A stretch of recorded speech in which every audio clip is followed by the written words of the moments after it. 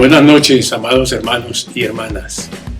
Doy gracias a mi buen Dios por la oportunidad que Él nos da de nuevamente estar juntos para seguir estudiando su palabra. Estamos trabajando en este tiempo en el libro de los Hechos de los Apóstoles, realmente tratando de consultar o mirar la vivencia de estos primeros cristianos, cómo fue que se inició la iglesia, qué hicieron estos primeros cristianos para dejarnos este testimonio tan poderoso que ahora nosotros disfrutamos. Así que sin más, vamos a meternos de lleno en las siguientes preguntas. En esta noche vamos a trabajar las preguntas del número 11 hasta la número 16. Ahí vamos a estar trabajando. Entonces los capítulos que vamos a considerar son los capítulos 6, 7 y 8. La primera pregunta, o sea, la pregunta número 11 dice: ¿cuáles fueron los requisitos para buscar los primeros 7 diáconos? Bien, la joven iglesia se encuentra un primer desafío. El primer desafío está en que deben elegir 7 diáconos, 7 nuevos funcionarios, 7 nuevos líderes. La iglesia, los apóstoles no tenían ninguna idea de cómo era este asunto, pero como están guiados por el Espíritu Santo y hay una comunión, una coinonía tan especial del Espíritu Santo con ellos, y ellos con el Espíritu Santo y ellos con el pueblo, se da aquí una dinámica interesante que no podemos negar. Este capítulo 7 nos dice a nosotros que los apóstoles se dieron cuenta de la situación y que aquí había una oportunidad para crecer y para hacer más cosas.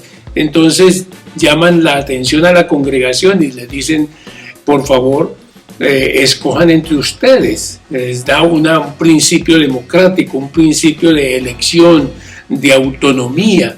Escojan entre ustedes 7 varones. Y aquí están los requisitos. Primero, que sean de buen testimonio, o sea, que sean reconocidos, personas sin tacha, personas de buen comportamiento. En segundo lugar, que sean varones llenos del Espíritu Santo y de sabiduría. 3 cosas, miren: buen testimonio, llenos del Espíritu Santo y con mucha sabiduría. 3 cosas tan importantes en el liderazgo.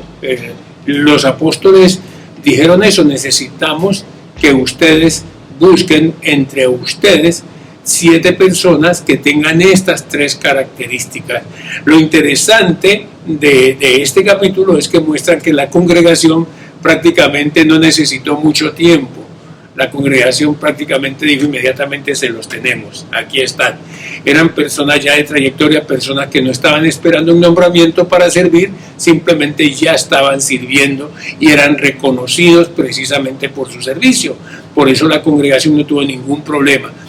Es diferente que en muchas oportunidades en el día de hoy se espera el nombramiento para poder servir, porque mientras no hay nombramiento no hay servicio. Es interesante, pero estos primeros cristianos nos muestran a nosotros que no se trata de nombramiento para servir, simplemente hay que servir y hay que estar donde el Señor quiere. Cuando hay la llenura del Espíritu Santo, eso es, hay una comunión. Hay comunión con el Espíritu, comunión con la gente, comunión con los líderes, comunión con la congregación, y hay unanimidad. La congregación no tuvo ningún problema con estas recomendaciones y estos hombres inmediatamente dijeron que sí, y se dio todo de una manera muy especial para una solución que necesitaba ser puesta en práctica dentro de la iglesia. La pregunta número 12 dice: ¿qué dijeron los falsos testigos en contra de Esteban? Hechos 6:13. Oh, mire usted, no bien lo habían ordenado, no bien lo habían nombrado, y ahora ya está este hombre en problemas, el diácono Esteban. Mire usted el problema tan tremendo. Mejor no haber sido nombrado, mejor no haber sido ordenado, porque mire ahora en esta situación. Ya en el capítulo 6, versículo 13, dice que ellos fueron, que Esteban fue arrestado. ¿Por qué fue arrestado? Porque los miembros de una sinagoga se enojaron mucho y estaban en contra. Y Esteban estaba llamándole la atención por la incredulidad a estas personas. y él presenta su concepto o sus convicciones en cuanto a Jesucristo, en cuanto al Evangelio, pero de ninguna manera esta gente se enoja y busca testigos falsos. Y los testigos falsos, una vez que fueron pagados y recibieron el dinero, ellos dijeron: este hombre no cesa de hablar palabras blasfemas contra este lugar santo y contra la ley. Los testigos están usando dos temas interesantes que eran inamovibles e intocables para la jerarquía eclesiástica de los judíos, que era el templo y la ley. Entonces ellos están diciendo que Esteban está mal usando y está contraatacando a la ley y el templo. Entonces estos líderes religiosos pues tienen ahora la forma de atacar a Esteban. Como no pudieron con la verdad, entonces ahora tratan de volverlo un delincuente para poderlo castigar o arrestar. Eso es lo que está pasando aquí. Entonces, muchas veces en el día de hoy sucede casi las mismas cosas. Muchos líderes, en vez de ver la oportunidad para hacer cambios y hacer ajustes, lo que hacen es que se cierran y piensan que ciertas cosas de su tradición y de su liturgia son intocables y son inamovibles. La pregunta número 13 nos lleva al capítulo 7, versículo 58. Dice: ¿quién cuidaba las ropas de los que apedreaban a Esteban? Bueno, el problema no terminó bien. Recuerde que en el caso de los otros apóstoles, de Pedro y de Juan, fueron a la cárcel y después fueron liberados. Fueron retenidos, pero la presión del pueblo lo hizo que lo liberaran. En el caso de Esteban la cosa es muy diferente. Lo arrestan y ya prácticamente lo llevan a la muerte. Eso es lo que pasa en esta situación. La muerte para Esteban era eso, no era morir apedreado. Ya dijeron que esto era lo que iban a hacer, sin ningún juicio, sin nada más, y lo fueron a apedrear. Dice, y echándole fuera de la ciudad, le apedrearon, y los testigos pusieron sus ropas a los pies de un joven que se llamaba Saulo. Mire usted, Saulo. Probablemente era Saulo de Tarso. ¿Se acuerda? Saulo dice que era el que asolaba la iglesia, perseguía a los cristianos, y dice que en el versículo siguiente que él consentía en la muerte de Esteban. Qué triste, ¿no? Pero hay algo interesante. Saulo, que no conocía al Señor Jesucristo, estaba en contra de todo lo que tuviera que ver con el Evangelio, ahora posiblemente ahí está siendo tocado. Lo más íntimo de Saulo está siendo movido, viendo el testimonio de este líder cristiano que en ningún momento tuvo palabras contrarias, simplemente aceptó el martirio. Entonces dice que Saulo era el que cuidaba las ropas y él consentía en la muerte de uno de los primeros mártires cristianos. Consentir con la muerte de alguien, ¿no? Imagínese usted. O participar, el cuidar la ropa de los que están asesinando a un inocente, es hacerse también partícipe de esas cosas, ¿no? Es tremendo como Saulo de Tarso o Saulo estaba allí también, pero ese hombre que está allí, Dios lo va a tomar para hacer alguien muy especial. O sea, está muriendo un campeón de Dios, pero están haciendo otro. Dios es fiel. Y Dios siempre tiene propósitos, y en medio de la muerte Dios puede hacer brotar la vida. La pregunta número 14 nos lleva al versículo 55 del capítulo 7. Dice: pero Esteban, lleno del Espíritu Santo, puesto los ojos en el cielo, vio la gloria de Dios y a Jesús que estaba a la diestra de Dios. Realmente esta pregunta de Dios era anterior, y la anterior debe ser posterior a esta. Ahora estoy cayendo en cuenta de esto. Dice: pero Esteban, lleno del Espíritu Santo, puesto los ojos en el cielo, vio la gloria de Dios y a Jesús que estaba a la diestra de Dios. Bien, Esteban fue acusado injustamente y no cayó en la trampa de defenderse y atacar y ponerse al nivel de ellos, sino que él se mantuvo fiel en el testimonio, en decir la verdad del Evangelio, y ya la suerte estaba echada y ya comenzaban a apedrearlo y él comenzaba a ver la muerte muy cerca, pero en medio de ese momento tan dramático que es ya ver la muerte cara a cara, Esteban no ve en sí la muerte, lo que ve es la gloria de Dios. Él pone su mirada en el cielo. Es interesante que muchas veces nuestra mirada no está puesta en las cosas de Dios, en las cosas de arriba, sino en las cosas temporales de este mundo. Por eso nos confundimos tanto.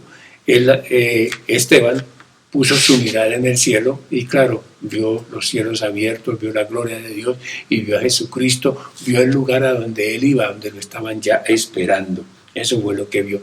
Y eso es muy interesante para los que realmente hemos creído en el Señor Jesucristo como nuestro único y suficiente Salvador.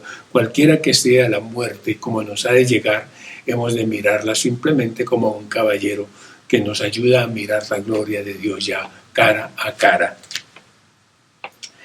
La número 15 dice, nos lleva al capítulo 8, versículo 5. ¿Quién predicó a Cristo en Samaria? Dice, entonces Felipe, descendiendo a la ciudad de Samaria, les predicaba a Cristo. Mira, otro de los diáconos, ya van dos.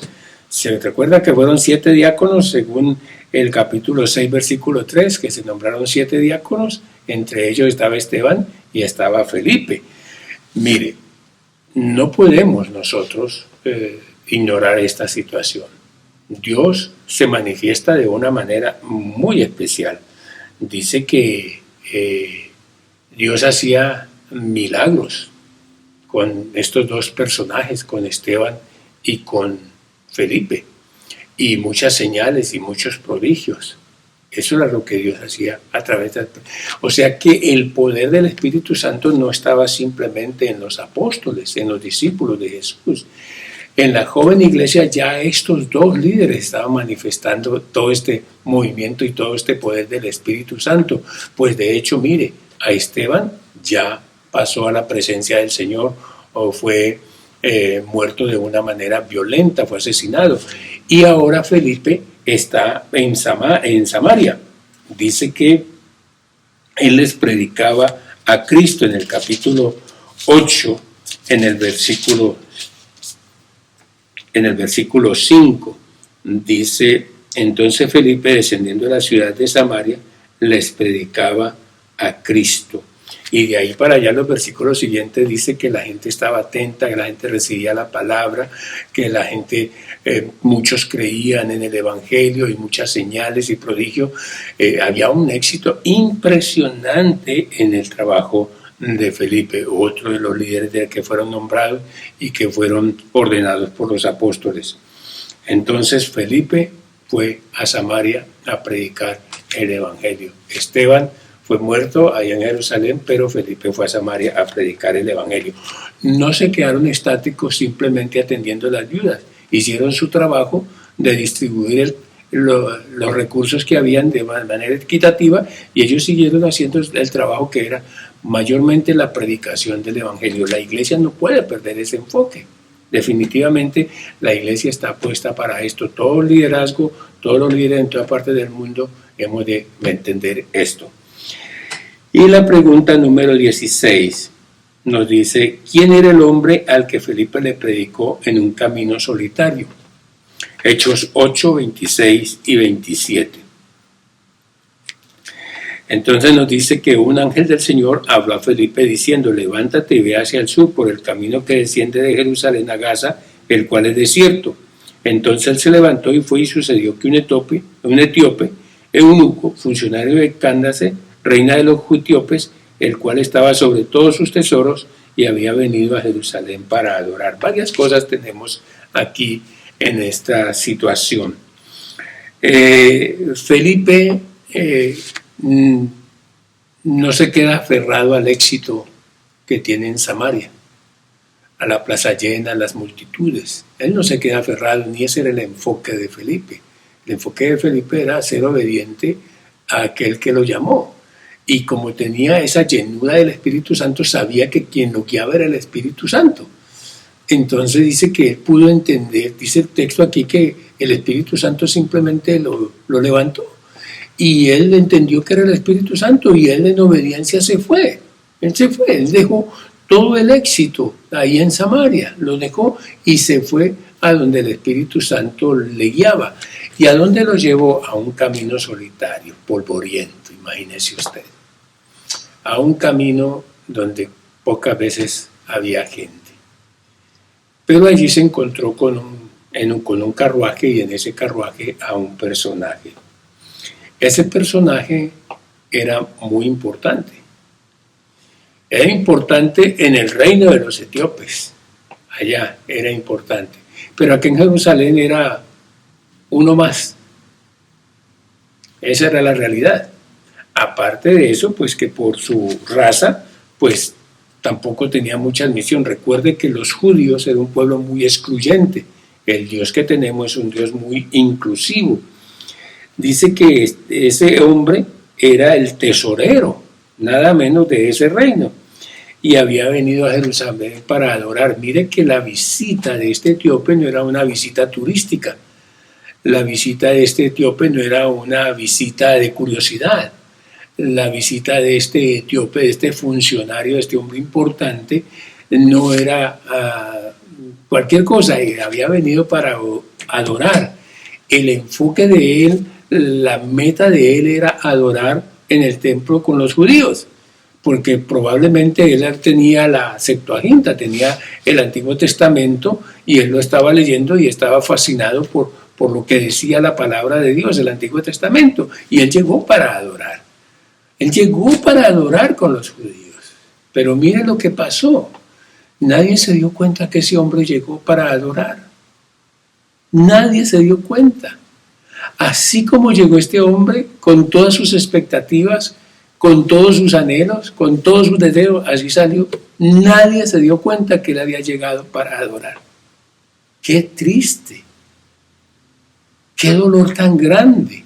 Que alguien llegue para adorar y nadie tiene en cuenta a este hombre por su color, por su raza, por su acento, por lo que sea. Nadie le tuvo en cuenta. Y él regresaba, pero ¿sabe algo que me llama mucho la atención? Que este hombre regresaba, pero regresaba leyendo la palabra. Llegó con la palabra y regresó con la palabra. Aunque no le permitieron, no adoró, quién sabe qué tantas cosas pasaron, este hombre siguió sumergido en la palabra. Entonces Felipe fue llevado por el Espíritu a ese lugar desértico, a ese camino desértico, para predicarle a una persona que no había encontrado respuestas entre los judíos.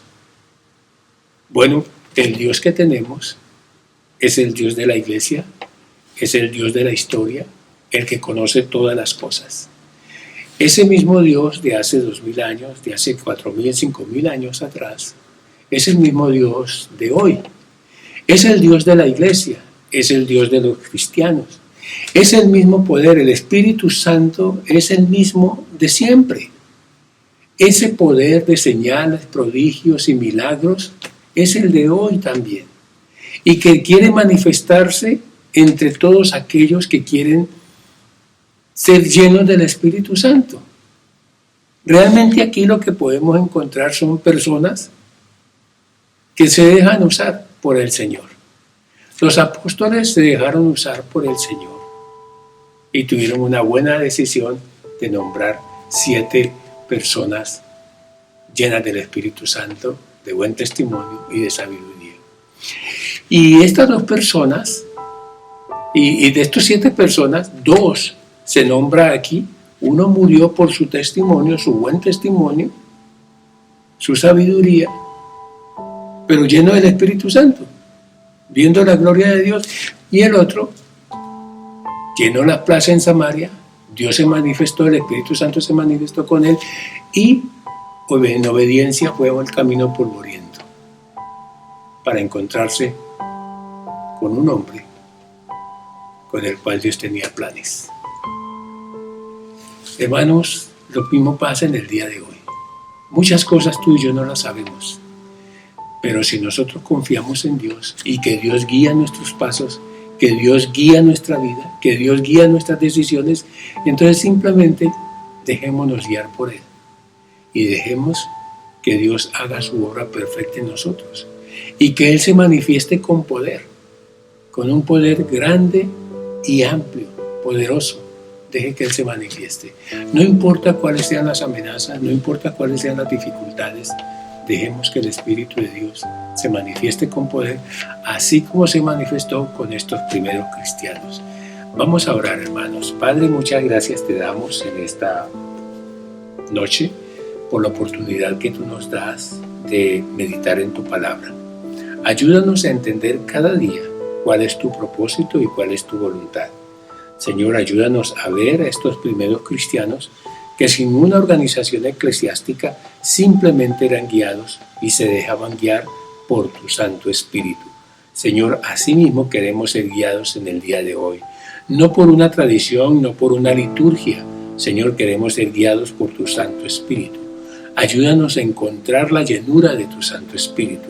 Ayúdanos, Señor, para que cada día podamos buscar tu rostro, podamos ver tu gloria, Señor, y asimismo poder hacer tu voluntad perfecta. Señor, en estos tiempos donde el mundo está pidiendo resultados, está pidiendo respuestas, nosotros como tu iglesia en este mundo queremos ser esas manos tuyas, esos pies tuyos, esa voz tuya, ese corazón tuyo, Señor, que incluye a todos y busca la igualdad, y busca el abrazo, y busca el mostrar a un Cristo que llora con los que lloran, que sufren con los que sufren, y que está buscando hombres y mujeres que se dejen llevar por tu Santo Espíritu. Te alabamos, Padre, y te bendecimos en el nombre de Jesús, nuestro Salvador